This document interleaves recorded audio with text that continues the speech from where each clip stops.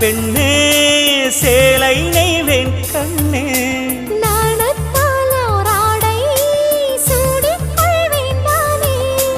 பாயாகும் அடி சொல்லாதே பஞ்சணி புதையல் ரகசியமே சாய்ந்தாடும் சங்கில் துளி பட்டாலும் முத்தாகிடும் முத்துண்டே செம்பூவே பூவே உன் மேகம் நான் வந்தால் ஒரு வழியுண்டோ மன்னவன் விரல்கள் பல்லவன் ஒளியோ படை கொண்டு நடக்கும் மன்மத சிலையோ இமைகளும் உதடுகள் ஆகுமோ